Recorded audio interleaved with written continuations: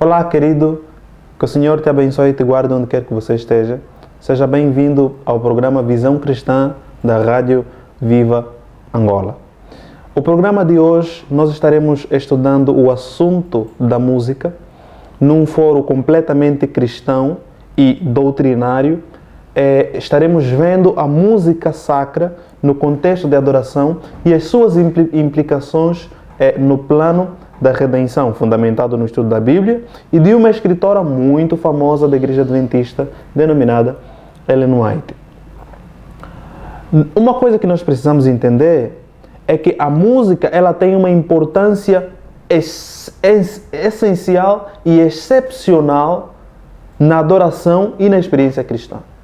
Durante muito tempo, nós, quando pegamos a Bíblia, quando lemos a história, compreendemos que até mesmo nossos pais, em termos culturais, sobreviviam, tinham a alegria na comunidade por intermédio da música.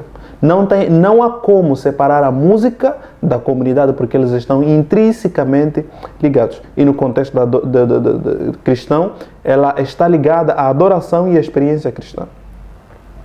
Ellen White, ela diz no livro O Lar Adventista, página 387, de que o canto, tal como a oração, é um ato de adoração. Ou seja, não há como separar o canto da adoração, porque o canto em si, assim como oração é adoração, o canto também é adoração. A música tem como, ela está ligada, né, tem como, a palestra de hoje tem como objetivo mostrar como a música está ligada à adoração e o plano da redenção. Nós muitas vezes, quando falamos de adoração, queremos separar adoração de salvação. Mas quero dizer para si hoje que veremos a ligação entre a adoração e o plano da redenção aplicada na questão da música. Porque tudo que Deus nos dá, o homem, depois do pecado, é com o objetivo, com o plano salvífico de restaurá-lo para que esteja cada vez mais perto de Deus. E existe um perigo, existe uma tensão importante e nós precisamos prestar atenção a ela, porque ela faz toda a diferença, ela monta o X de toda a questão, na questão de nós estudarmos a música para compreendê-la no contexto da adoração. Por que eu digo isso? Porque nós estamos dentro de um grande conflito. Nós não sabemos não sabemos de todo os métodos que Satanás quer usar para nos derrubar, no sentido de nos afastar de Deus e não atingirmos o seu ideal. Portanto, todos os meios que Deus nos deu, que são santos, para aperfeiçoarem o nosso caráter, Satanás pode utilizar-se deles para que, nos enganando, possa nos afastar de Deus, pensando que estamos fazendo coisas de Deus, quando na verdade estamos muito longe dele.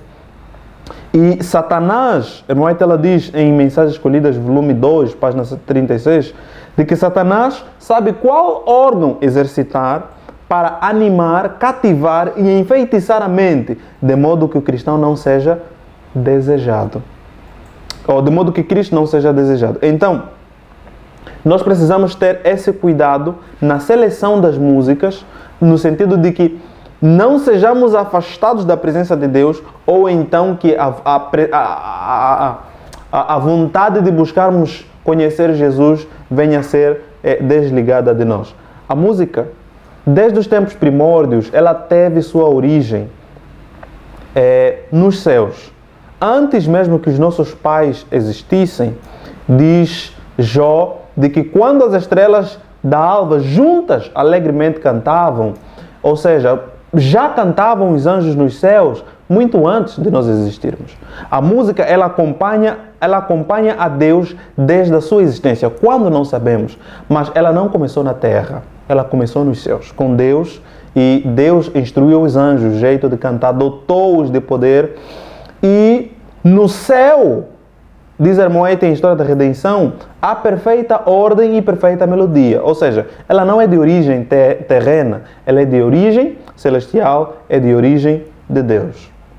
E a música, como eu disse antes, ela acompanha os homens desde os tempos primórdios.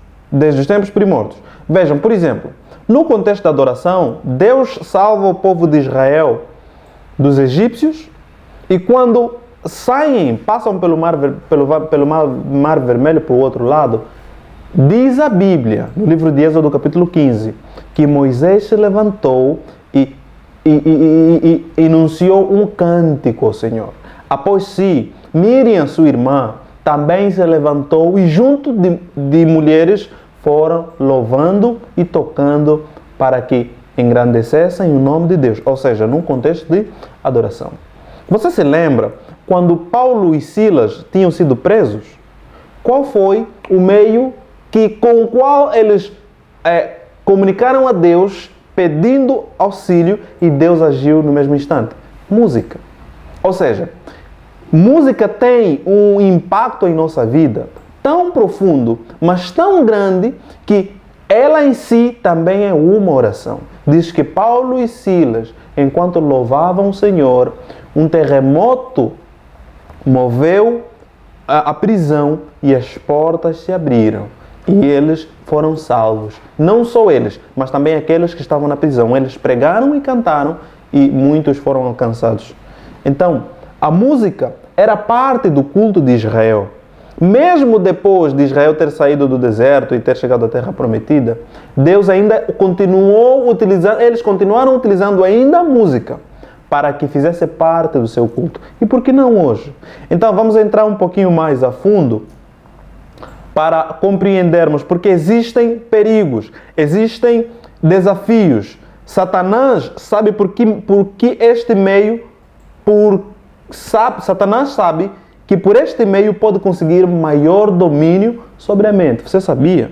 Satanás pode conseguir o domínio de sua mente utilizando-se apenas da música. E ele pode levar homens a esquecerem-se de Deus. A música, quando mal dirigida, leva os jovens a se prenderem fortemente àquilo que é vão e corruptor, despertando neles paixões que os levam a desonrar a Deus e a desgraçar-se. Quando permitida a ser usada como Satanás deseja, torna-se uma terrível maldição. Mas, corretamente empregada, é uma bênção. Então, Satanás procura corromper a música. Por quê? Porque se for utilizada corretamente, ela vai ser uma bênção para aqueles que a utilizam. Mas, se não, ai de quem utiliza mal, porque realmente vai destruí-lo. E o objetivo da música, por que Deus nos deu a música, especialmente agora, depois do pecado? Irmão White diz no livro Educação, página 16, de que a música é um dos mais eficazes meios de impressionar o coração com as verdades espirituais. Quão frequentemente, por meio de palavras sagradas de um hino inspirado, a corrente do pensamento tem sido desviada da tentação e do pecado. Mas a pureza, a paz e a santidade é um dos meios mais eficazes para fixar no coração a verdade espiritual. Por que Israel cantava as músicas no deserto? Por que Israel tinha as músicas como meio de adoração? Por que a música está presente em todo o contexto em que Deus age? Porque como meio de impressionar o coração e fixar as verdades eternas, a música tem um poder incomensurável. É maior do que instrução. Não quero excluir a instrução de uma criança, mas uma criança que aprende músicas com um teor profundo, claro e significativo, ela cresce. E ela cresce a tal ponto que ninguém mais consegue afastá-la, porque ela fixa as verdades eternas em si. E a música fazia parte do culto divino. Louvar a Deus com canto e música fazia parte do culto religioso. Era uma maneira de elevar o coração a Deus. Diz a irmã White em Patriarcas e Profetas, página 594. Agora, vamos entrar no ponto. Vamos pegar o ponto principal que eu acho que é muito profundo ao termos o cuidado na seleção das músicas. Sabe por quê? Porque as músicas, elas refletem, vindas de Deus, refletem o caráter do seu originador. É impossível separar a música de Deus.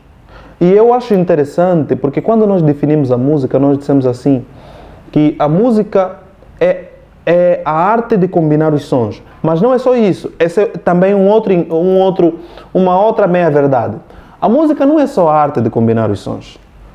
O som da minha voz, para quem me ouve, o som da minha voz, adicionado ao som talvez da moto, se estiver andando na rua, o som do televisor, ou se estiver em casa, o som do frigorífico, da arca, da geleira, o som das pessoas falando ao teu redor, com o meu som, e talvez os passos, qualquer coisa que estiver fazendo barulho aí, um outro som que não seja só a minha voz, a combinação desses sons todos não faz música. Ou faz música?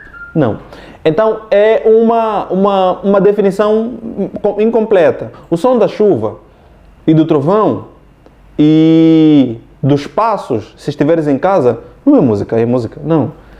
Música é a combinação de sons agradáveis ao ouvido, contendo melodia, harmonia e ritmo. Eu repito, música é a combinação de sons agradáveis ao ouvido, contendo melodia, harmonia e ritmo. Quantos elementos? 3 elementos. Por que eu me enfatizo no número dos elementos? Porque eu acredito com toda a minha convicção de que existe uma ligação intrínseca entre Deus e a música. Aliás, foi Ele quem criou a música. Portanto, os elementos da música estão relacionados intimamente com Deus. Não existe música sem ritmo, não existe música sem melodia. A harmonia está lá, mas não existe música sem melodia, sem ritmo, sem harmonia. É importante que estes elementos todos estejam completamente conectados. Portanto, veja, a palavra melodia vem do latim melos, que significa base. A palavra melodia significa base, o ponto. É o elemento principal, primordial. Melos, canção, canto. Ode, poema cantado. A palavra melodia significa canção. Vem do grego, aliás, do grego melos, que significa canção. Veja só, o livro de Êxodo, que eu fiz menção, o livro de Êxodo, capítulo 15, versículo 1 e 2, Moisés louva a Deus e ele fala assim: o Senhor é a minha melodia e minha canção. O Senhor é minha melodia e minha canção. E melodia, melos, significa canção. Um segundo elemento é harmonia. A harmonia é definida como sendo ajuste ou concordância. Vem do grego harmonia, que significa ajuste, concordância. Concordância proporcional. Equilibrada, de forma a ligar e eles estarem em ordem, de forma ordenada. Ou seja, a junção de um som com o outro no mesmo instante cria harmonia. Cria harmonia. A junção de um som e outro na mesma instância cria harmonia. E a harmonia, ela tem como sentido original unir partes diferentes de forma equilibrada, ou seja, no mesmo instante. Além da harmonia, nós temos o terceiro elemento, que é o ritmo. O ritmo, ele vem do grego ritmos, do latim ritmos, do grego ritmos, que significa movimento regulado. Ou seja, ele é um fluxo ordenado de movimento. Um movimento que sai de um a outro, de exposição regular, de tempos fortes e fracos na música. Ou seja, o ritmo, ele está para dizer o fluxo da música, o fluir da música, bem coordenado, bem simplificado, bem andado. O ritmo representa o andamento coordenado da música, em palavras mais simples. Deus, conforme nós vimos em Êxodo, representa melodia, a canção. Cristo, o Filho, na minha opinião, representa a melodia. Por quê? Paulo diz em Coríntios, de que, em 2 Coríntios capítulo 5, versículo 19, de que Deus estava em Jesus reconciliando consigo o mundo, não imputando ao mundo os seus pecados, mas lhes deu o ministério da reconciliação. Isto é o símbolo da reconciliação do divino, do sagrado, de Deus e o homem. Cristo é símbolo de unidade do Pai e do Filho, de forma a proporcionar unidade entre o homem e Deus. Porque essa ligação havia sido perdida. Não havia mais ligação entre melodia e harmonia. E Cristo entra no meio para unir a melodia e a harmonia. Cristo, símbolo de unidade. E o Espírito Santo? O Espírito Santo representa o andamento da música. O andamento da vida espiritual. A vida espiritual, ela não tem movimento a menos que haja Espírito Santo. Diz a Bíblia que quando Deus desceu dos céus para criar o mundo, para criar a terra, diz que o Espírito de Deus se movia sobre a face das águas. E mais, Cristo mesmo, ao sair dos céus, ele disse assim: quando vier o Espírito da verdade, ele vos moverá a toda a verdade. Está a pegar a ideia? Ritmo, símbolo de movimento. O Espírito Santo, movimento. Então, existe uma intrínseca ligação entre o Pai e a melodia, entre o Filho e a harmonia, e o Espírito Santo e o ritmo. Não existe um jeito de separar um do outro. Por que esse pensamento ele é importante? Porque existem implicações nos louvores que muitas vezes estão fora do comum. Hoje o canto popular dá mais ênfase, dá mais popularidade, dá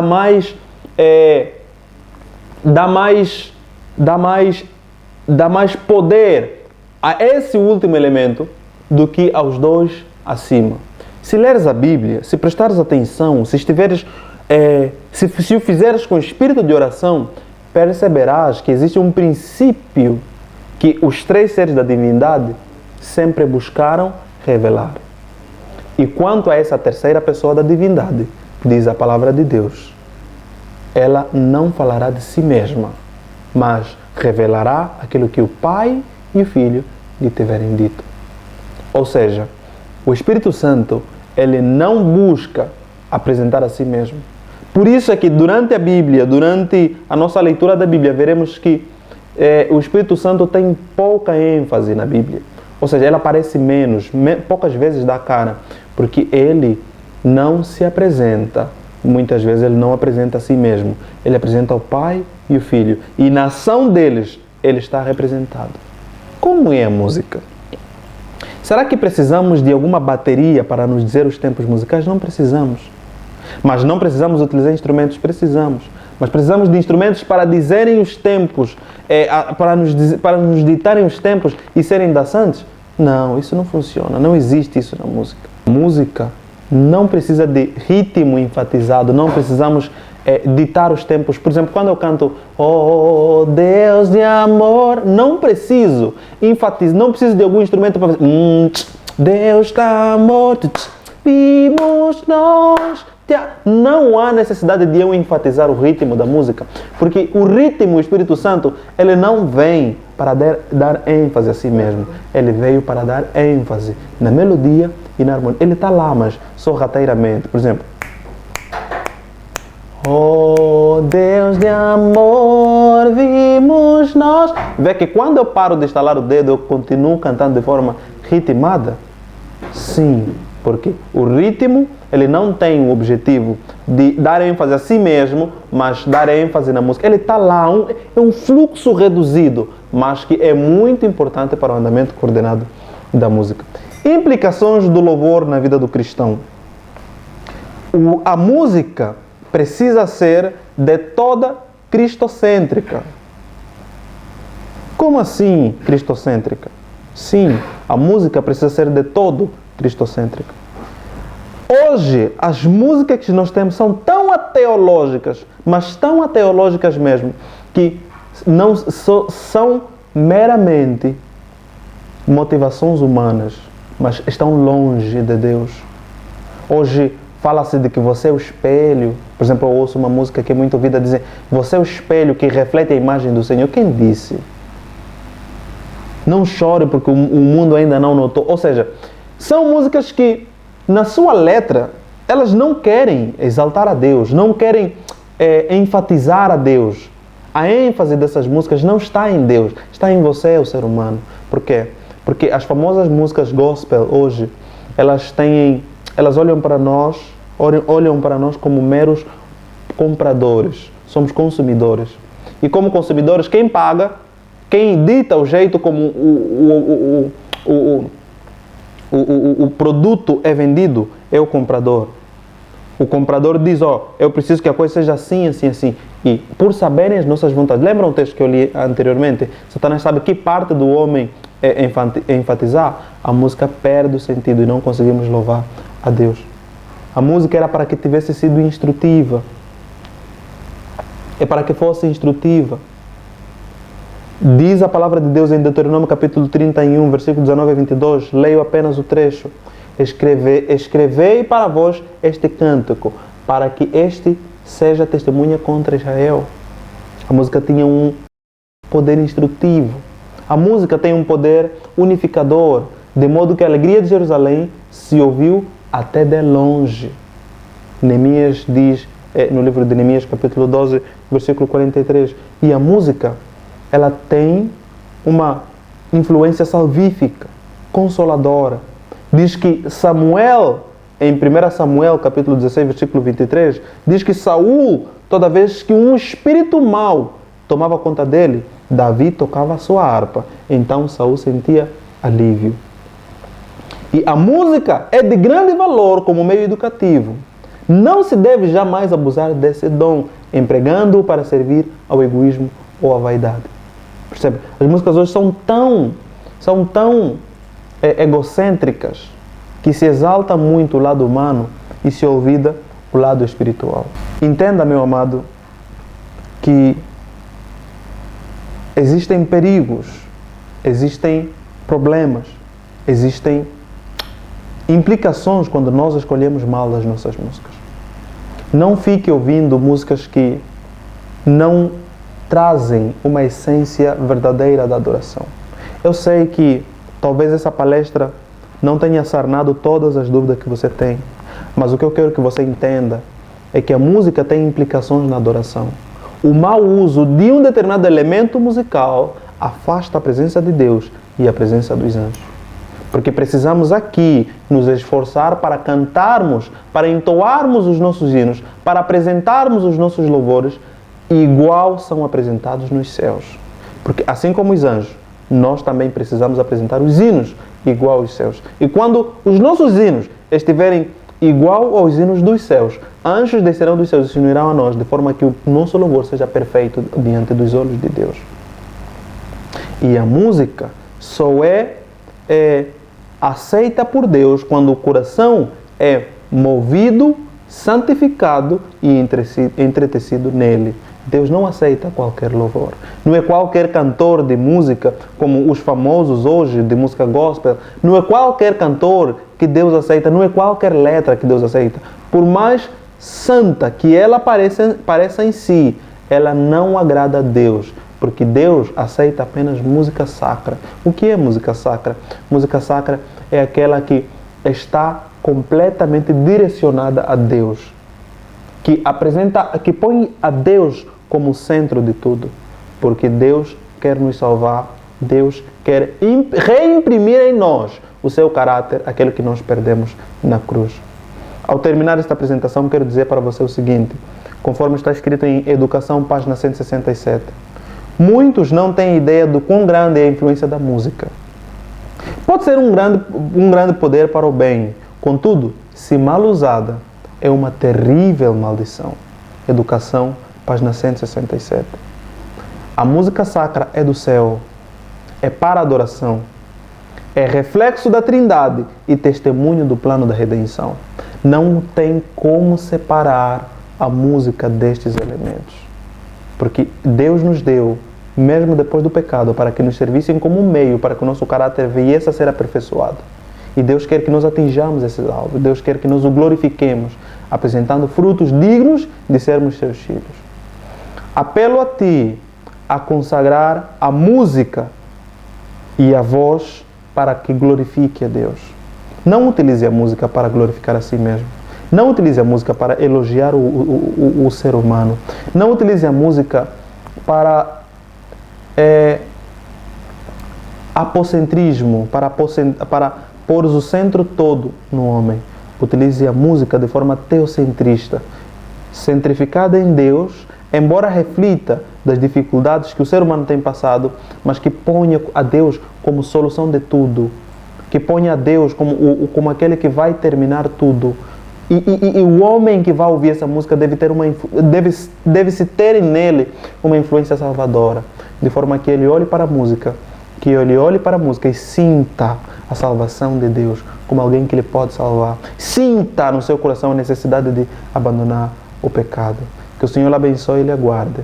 Que você reflita nessa mensagem e que esteja ciente de que Deus vai abençoar você se você abrir seu coração, se você deixar que Ele possa lhe abençoar.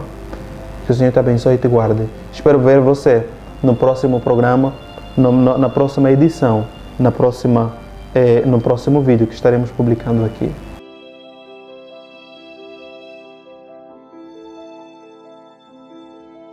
Olá, não esqueça de curtir a nossa página, não esqueça de partilhar os nossos conteúdos porque eles servirão de salvação para muita gente. Deixa aí teu joinha e não se esqueça, partilhe essa mensagem com outras pessoas para que todos venhamos a chegar ao pleno conhecimento da verdade. Espero por ti na próxima edição. Que o Senhor te abençoe.